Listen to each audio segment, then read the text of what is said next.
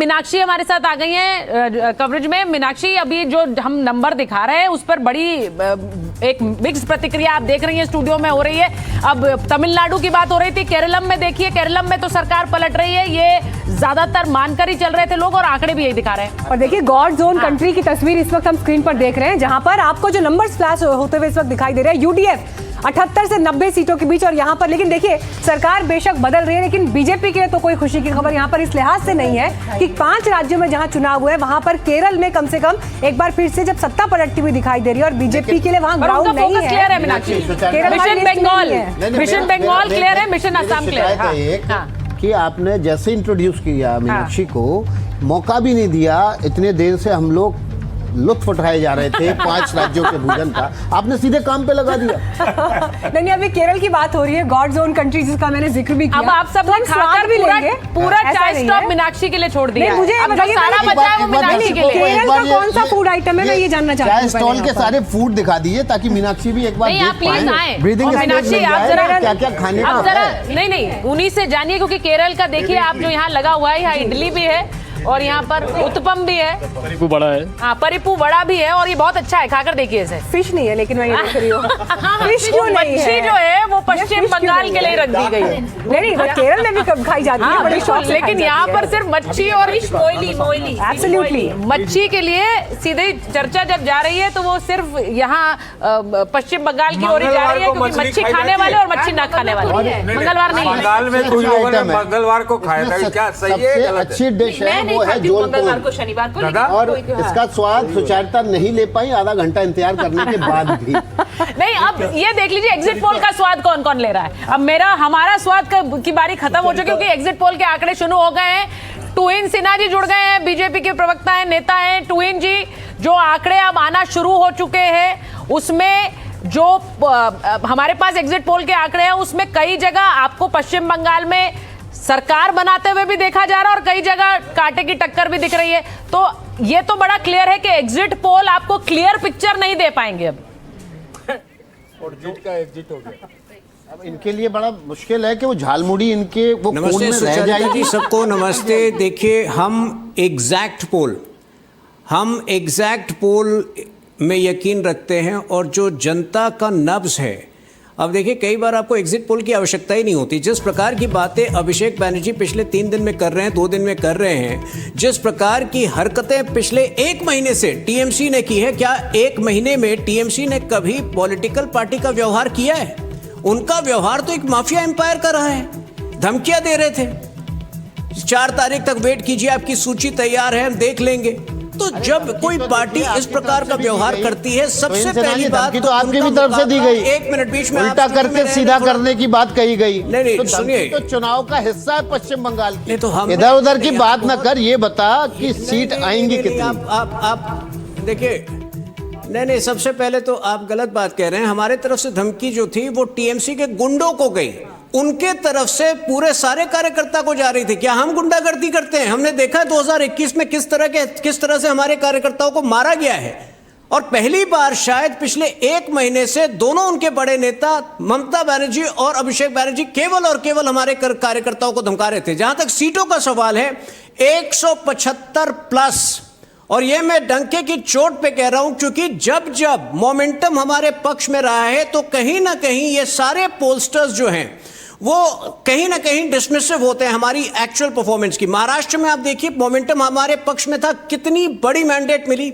यही हुआ बिहार में, और मुझे लगता है कि बंगाल में भी ज्यादातर जर्नलिस्ट, ज्यादातर एग्जिट पोल जो है सेफ प्ले करने की कोशिश कर रहे हैं, और सेफ प्ले करने के कारण वो बता रहे हैं कि ये क्लोज इलेक्शन है। ये क्लोज इलेक्शन नहीं है। भय और भरोसा इतना बड़ा फॉल्ट लाइन है कि लोगों ने भरोसे को चुना है और भय को नकारा है। 175 प्लस कम से कम। तो जहां जहां महिलाओं के अकाउंट में, खाते में किसी कल्याणकारी योजना का पैसा गया, वहां आप जीते हैं। झारखंड में आप सरकार में नहीं थे, वहां पैसा नहीं डाला, वहां आप चुनाव हार गए। पश्चिम बंगाल में भी आप सरकार में नहीं है, यहां पैसा आपने नहीं दिया है, ममता के खाते से गया है, नहीं कि सरकार के खाते से गया है।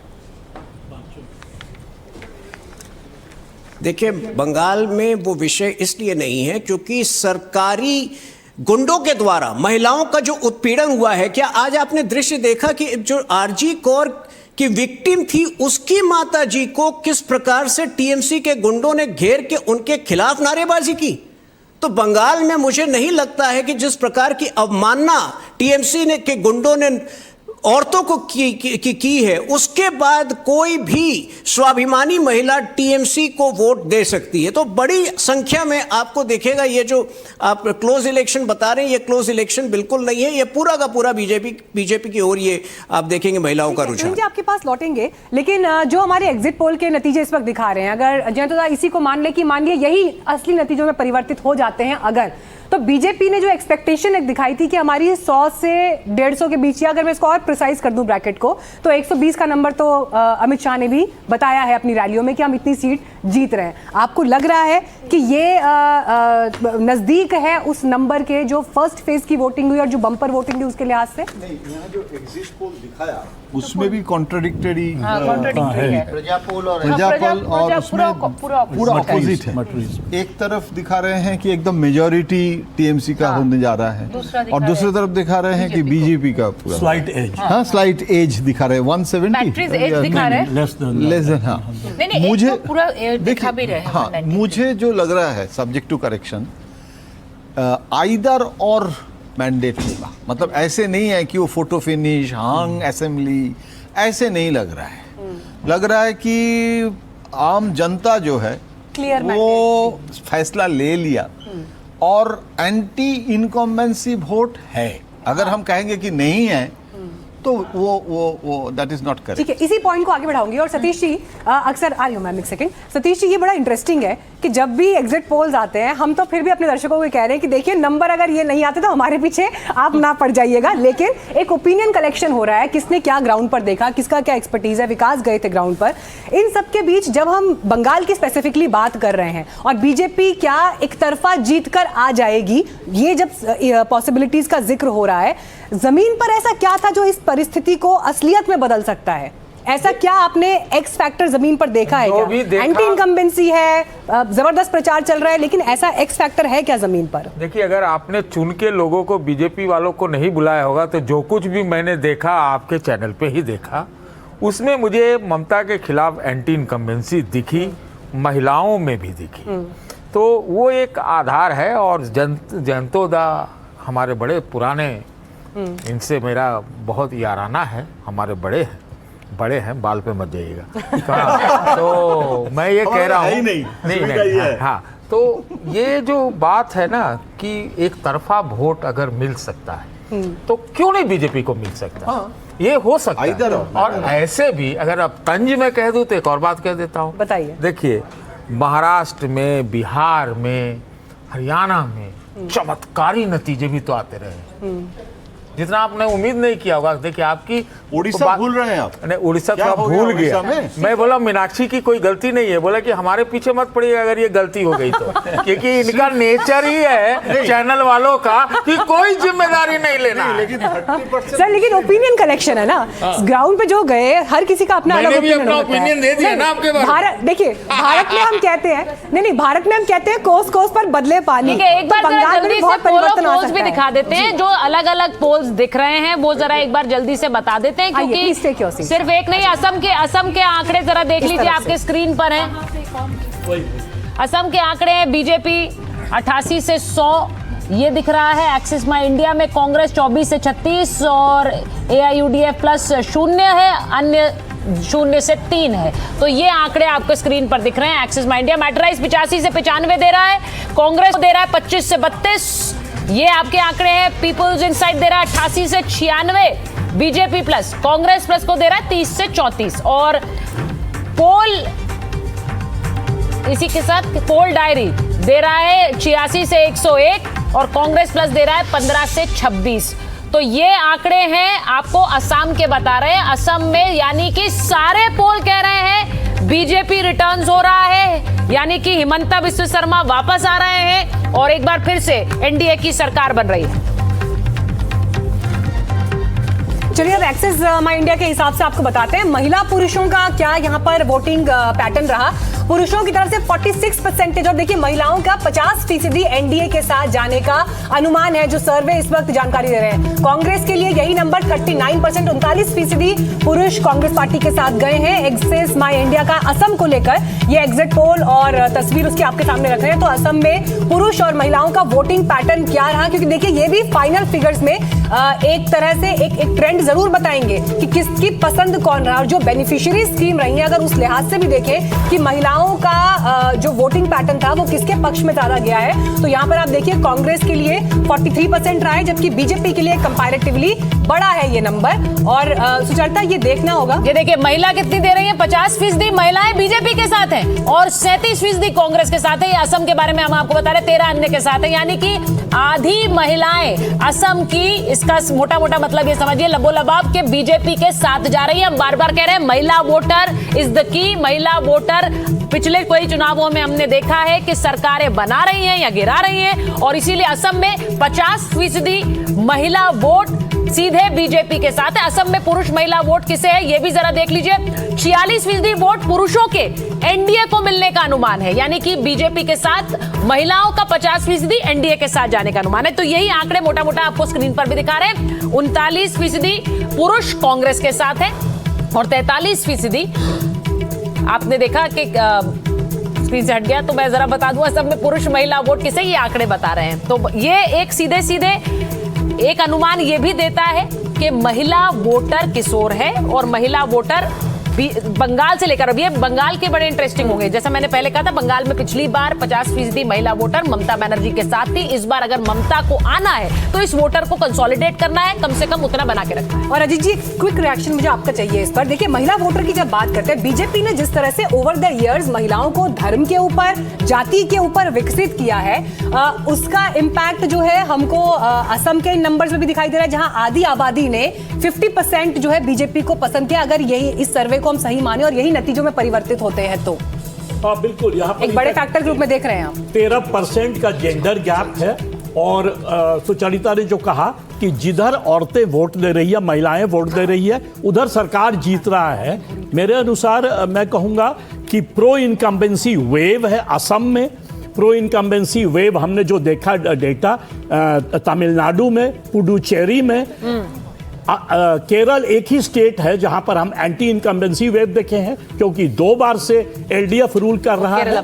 और बंगाल में एक पोल इधर दे रहा है, एक पोल उधर दे रहा है। मेरा कहना है, मैं जो देखा, मुझे नहीं लग रहा है कि डिफरेंस थोड़ा सा होगा, इसलिए क्योंकि रूल होता है, उसको कहते हैं क्यूब लॉ। यदि 3-4% का भी अंतर है परसेंटेज वोट में, तो सीट्स जो है वो विनिंग को बहुत ज्यादा मिल जाता है, बढ़ जाता है। तो मुझे लग रहा है अभी कि जो पहला पोल था पीपल्स पल्स, वो शायद ज्यादा सही लग रहा है बंगाल के केस में। वहां भी मुझे लगता है कि प्रो इनकम्बेंसी वेव जो लोग एक्सपेक्ट कर रहे थे 2021 के बेस पर, वही लगता है कि हो गया।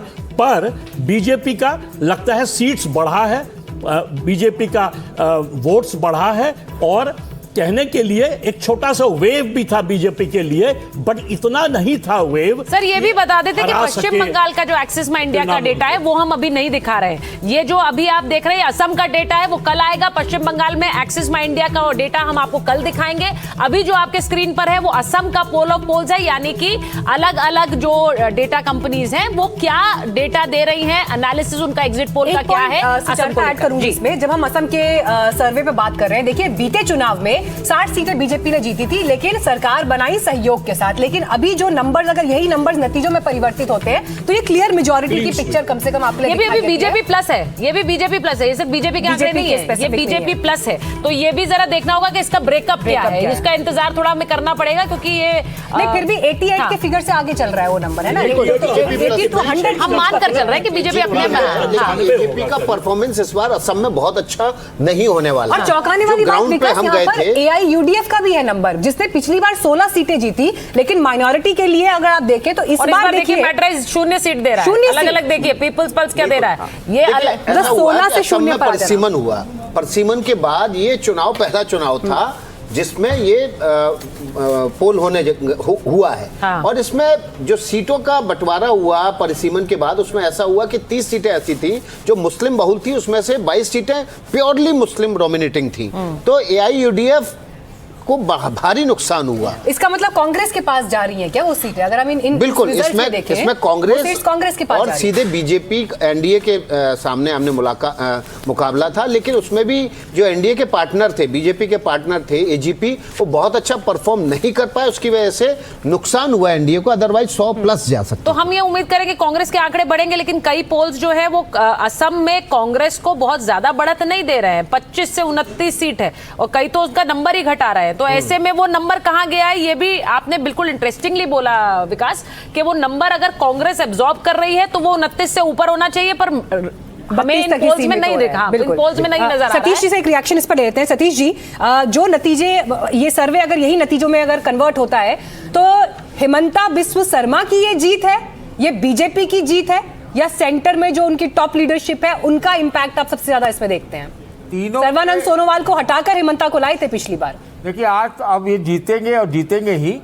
अब उनका नाम आप लोग HBS रख दीजिए, एक नाम चलता है ना, हिमंता बिस्वा शर्मा, HBS। इसमें दरअसल क्या है कि चारों का कंट्रीब्यूशन है, पूरा एक वहाँ बना दिया उनको नॉर्थ ईस्ट का सम्राट, और वो जो करना चाहें करे। जैसा भी जयंतो जी कह रहे थे कि 7-8 प्रदेशों का चीफ मिनिस्टर है, केंद्र का काम, अमित शाह का बड़ा इंटरेस्ट, पूरा योजना। अच्छा, एक चीज़ और भी हुआ, SIR नहीं हुआ था शायद, नहीं, कुछ दूसरा तरह का चीज़ हुआ था। तो और दूसरी तरफ कांग्रेस पार्टी है जो लड़ते लड़ते लड़खड़ा गई। वो लड़ सकती थी वहाँ पर असम में, लेकिन उनके लिए मुफीद स्टेट था, लेकिन वो अपने मतलब कमियों के, खामियों के चलते एक अच्छे स्टेट में भी जहाँ प्रोबेबिलिटी है वो लड़खड़ा जाती। तो ये सारे कॉम्बिनेशन है एक साथ।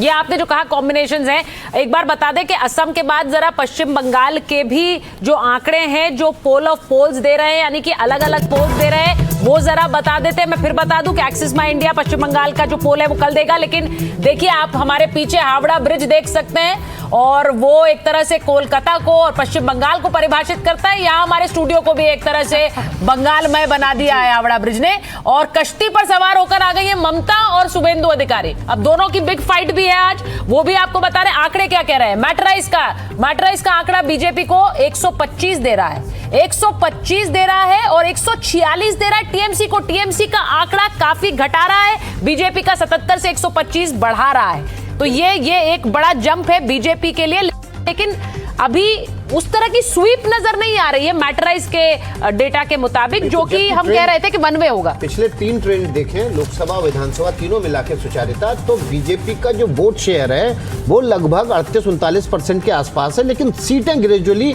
बढ़ रही हैं। अगर 2024 के लोकसभा के नतीजे देखें और उसको विधानसभा सीटों में कन्वर्ट करें, तो हम पाते हैं वहां पर, जयंतोदा जानते हैं कि बीजेपी 160+ के आसपास वहां पर खड़ी हुई है। तो इस तरह से बीजेपी को उम्मीद थी कि इस इलेक्शन में वो और ज्यादा सीटें हासिल करेगी और 190+ तक जा सकती है। नहीं, इसमें बड़ा इंटरेस्टिंग वोट परसेंटेज भी होगा। ये क्या वोट परसेंटेज सोच रहे हैं कि वोट परसेंटेज क्या बीजेपी का बढ़ रहा है? 38% जो विकास ने कहा, आंकड़ा देखना दिलचस्प होगा। 38 से, हाँ जयंतोदा आप बताइए। जयंतोदा, हाँ देखिए, लास्ट इलेक्शन में जो हम लोग हिंदू वोट के बारे में कह रहे हैं, बीजेपी को 45% हिंदू वोट मिला था, लेकिन वो संख्या में, आसन के संख्या में ट्रांसलेटेड नहीं हुआ था। तो इसीलिए इस बार बीजेपी ने स्ट्रैटेजी पूरा बदल लिया था, और अगर 45% की जगह बीजेपी को 50%, ओनली 5% इंक्रीज हिंदू वोट में होता है, प्लस एंटी इनकम्बेंसी जो है वो, तो बीजेपी का एज, बार बार मैं कहता हूँ, होगा या नहीं होगा वो अलग बात है, लेकिन 15 साल का एंटी इनकम्बेंसी, सिर्फ अगर बंगाली आइडेंटिटी, जो जिसको आप पैरोकियलिज्म बोल सकते हैं, जेनोफोबिक अप्रोच बोल सकते हैं, सुचरिता बंगाली नेम है, आपको हम बंगाली समझ लेते हैं, तो वो बंगाली आइडेंटिटी पॉलिटिक्स अगर काउंटर करते हैं तो अलग बात, नहीं तो बीजेपी के लिए मुझे लगता है इस बार बहुत पॉसिबिलिटीज वेरी स्ट्रांग। अभी इससे ज्यादा मैं नहीं बोल सकता हूं, क्योंकि लेकिन पॉसिबिलिटी है। हाँ, पर जयंतदा हम इस पर ये चर्चा करते रहे, पॉसिबिलिटी स्ट्रांग है, पॉसिबिलिटी तो पिछली बार भी उनके लिए उन्होंने दिखा दिया कि उनके नंबर किस तरह से बढ़े, उनका वोट परसेंटेज बढ़ा, लेकिन सरकार बनाने से मतलब है। नहीं, सरकार बनाने। जी जी जी, गार्गी जी पहले। मैं बहुत संक्षेप में दे रहा हूँ, सतीश जी को बोलना जरूरी है। मैं आप भी बोलेंगे, मैं सिर्फ एक सेंटेंस में बता देता हूँ। 2021 और 2026 बीजेपी का वो जो गलती जो 2021 का स्ट्रैटेजी में था, वो ट्रायल एंड एरर करके गलती को रिवाइज करके इस बार जय श्री राम वाला चुनाव स्ट्रैटेजी नहीं लिया, परिवर्तन का नारा लगा के न्यू बंगला, लॉस्ट ग्लोरी, बंगाली का प्राइड को मतलब जगाना, बार बार ये जो बेलूर मठ जाना, ठनठनी कालीबाड़ी, जय मां काली, ये इसमें एक बहुत बड़ा कॉन्शियस स्ट्रैटेजी है। आज भी वाराणसी जाने तक मुझे लगता है देयर इज ए स्क्रिप्ट। जो बंगाली का वाराणसी आप जानते हैं कितना क्लोज इमोशनल अटैचमेंट है। तो मुझे लगता है इस बार भाजपा का जो स्ट्रैटेजी है ना, वो 2021 में मैंने नहीं देखा था। ठीक है, गार्गी जी। इस बार मेरे हिसाब से 4 फैक्टर्स बहुत स्ट्रांग है। ऑब्वियसली सबने बोल दिया, हिंदू कंसोलिडेशन है, फिर एंटी इनकम्बेंसी, ये जो 2022 से करप्शन दिख रहा है ना, आपको पता है पूरे शिक्षा डिपार्टमेंट चले गए जेल में, है ना, पूरे शिक्षा डिपार्टमेंट जेल में, लोगों के पास काम नहीं। देखिए हमारे वहां पे आप बोल रहे लक्ष्मी भंडार मिल तो रही है, लेकिन उनके बच्चों को तो बाहर जाना पड़ रहा है ना। Highest percentage of higher educated people की माइग्रेशन है, मतलब 40% माइग्रेशन होता है, जो पोस्ट ग्रेजुएट लोग है, हायर एजुकेटेड है, सारे इंजीनियर्स चले जाते हैं बैंगलोर में। तो ये जो एंटी एस्टैब्लिशमेंट है, ये बहुत बड़ा फैक्टर्स है।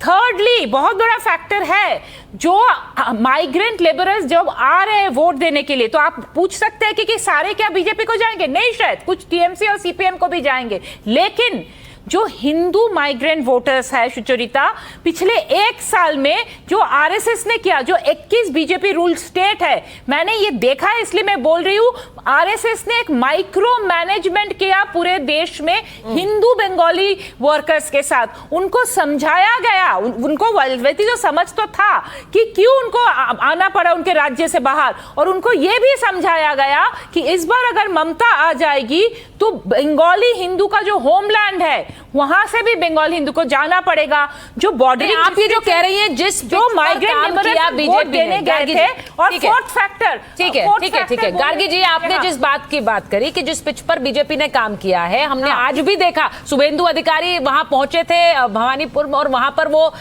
हिंदू हिंदू भाई भाई का नारा दे रहे थे। तो ये जो नारा है अजीत जी, आपको लग रहा है ये जिस पिच पर बीजेपी ने काम किया वो इस बार काम कर रही है उनकी सरकार बनाने के लिए? फैक्टर बता लो एक बार अजीत जी, एक बार फोर्थ फैक्टर बता लूंगा। तृणमूल का जो मेन स्लोगन था, যতই করো হামলা, এবার জিতবে বাংলা।